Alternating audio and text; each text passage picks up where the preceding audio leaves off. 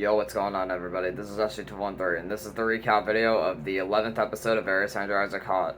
So, in this particular episode, I decided to do another spree in Harmer/Fox Chapel off Freeport Road, and then I decided to and then a few days later, I decided, back in April 2023, I decided to do yet another spree, but this time in the Mount Nebo area in McKnight/McCandless. That area I have not been to since March 13th, 2022. Basically, the final time I was playing hockey. But without further ado, let's go ahead and get started with this compilation recap. So the very first dryer I caught on this day was this Bybrick trim dry at the KFC on Freeport Road, Harmer/Fox Chapel. I was kind of thinking about more towards the Model A side for predictions, just because that's what every single KFC I ran into at the time really had, and I was kind of like staying with the topic of, okay, I think that this particular KFC is going to have this or this, but nope. I did end up getting a trim dry as a result, which it was at the time my first ever one.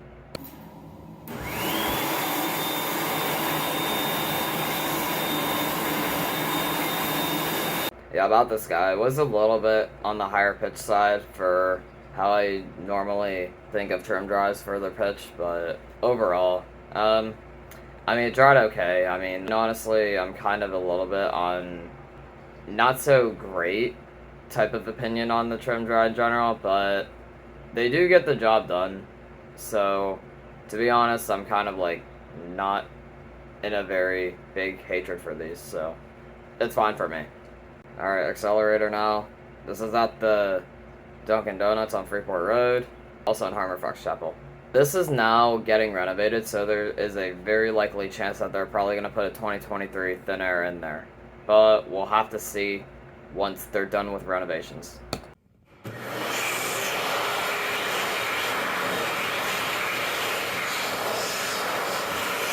So about this accelerator, it was a little bit higher pitch than normal, but that's obviously not too much of a significance.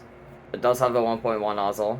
Obviously, the more common side of accelerators for Dunkins, you usually find them with 1.1s, although you do every once in a while find some with 0.8s, but either way I don't have a preference for each nozzle type.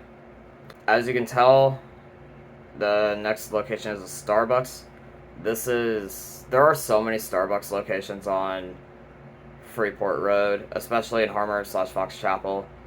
This one is on 2825 Freeport, so this one is the one that's more closer to Zone 28. If you watch my 9th recap video, then you'll know what Zone 28 has. But anyway, onto the Tyson Airblade V.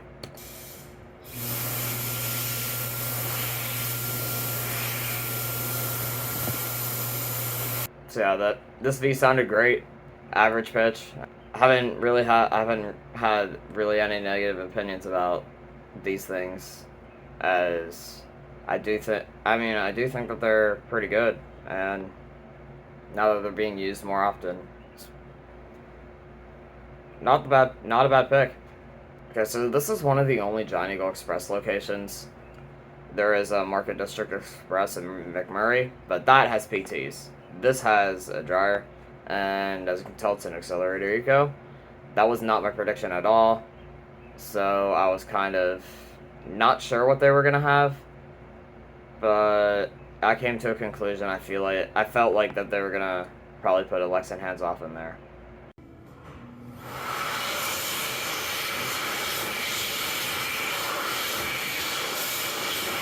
So the pitch on this was average. As you just heard, there has the 0.8 nozzle.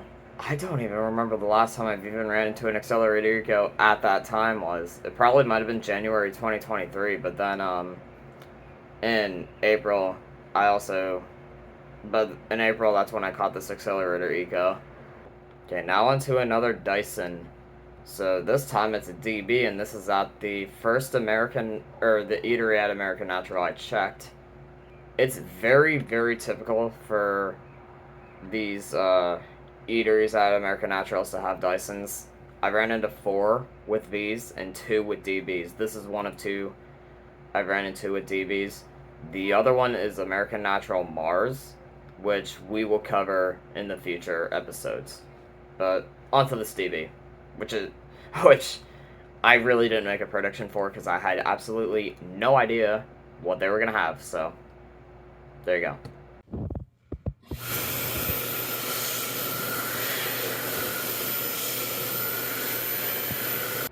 But yeah, pitch on this was average for being an older Dyson Airblade DB, and obviously, I do really like these. The concept of the hands-in dryers are pretty cool.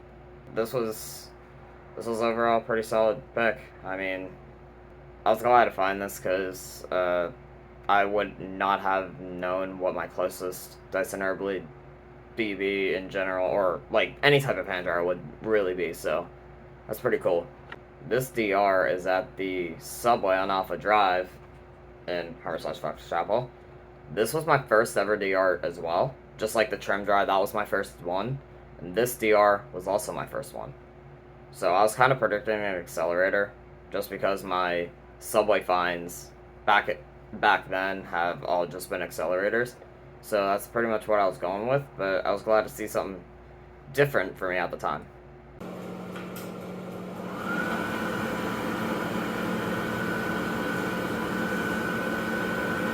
This on average, and it's a pretty decent warm air dryer. I definitely am. I mean, obviously, I've said this numerous times on basically 2 sides of how I like hand dryers. Like, I'm pretty much on the side like I like power, obviously, and then I also like vintage. I think this wasn't too bad. I mean, either way, I still think it was a very unique pick. Okay, my first ever custom cover Subway accelerator. So this is the Subway at the Mount Nebo Plaza. An accelerator was for sure my prediction.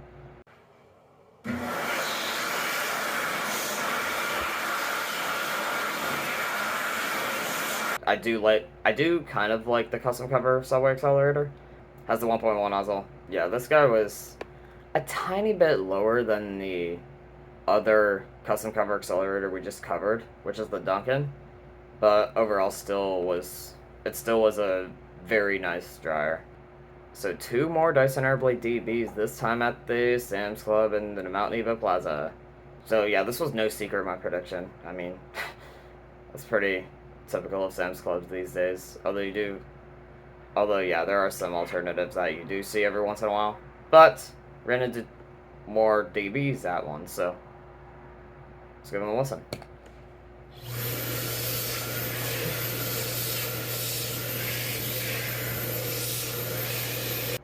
Now play the second one right here.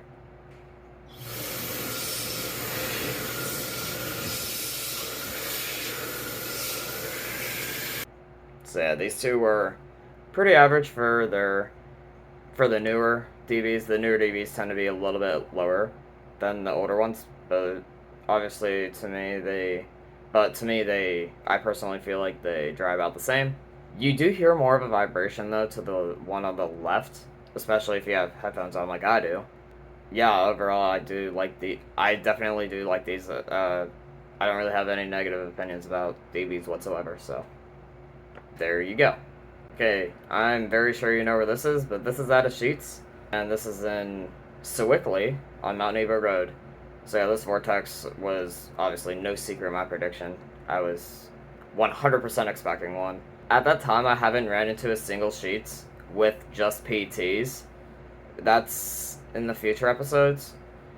There was one Sheetz where I ran into with PTs for that time being, but I don't even know how many Sheetz I've ran into with just PTs and no dryer.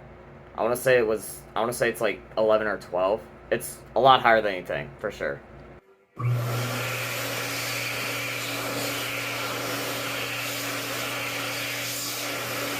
So pitch was average, and obviously for an HKJA, it's a very solid pick. I mean, obviously I've said that numerous times. I definitely do like the HKJA, as they're quite solid. Alright, I'm also very sure you know what this is, but I I tend to call the Home Depot the Accelerator Depot, because that's pretty much what you find in most Home Depots these days. But obviously, there are some different choices if you're in Canada, or especially if you're in New York. Apparently, one of them has an Accelerator Eco, but you get the deal.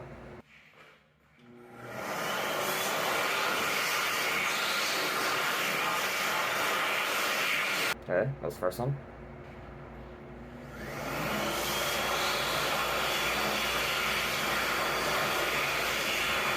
So out of these two, I actually think I have to give it to the 2019 Accelerator. I just feel like it might have been a little bit faster.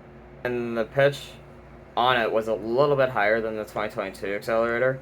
But yeah, they both had the 1.1 nozzles, which is pretty typical for Home Depot as well. One of them, which we'll cover in the future episodes, had the 0.8. But yeah, either way, these were pretty good, and yeah, I'll move on to the next. Alright, the last one is this Lexan Hands Off, and this is out of Giant Eagle. This time it's on the Home Depot Drive in McKnight/McCandless. There are a lot of Giant Eagles in McKnight/McCandless. I put them in slash because they're the same zip code. Yeah, this was no secret my prediction. Yeah, this was at the time my newest Lexan Hands Off, actually.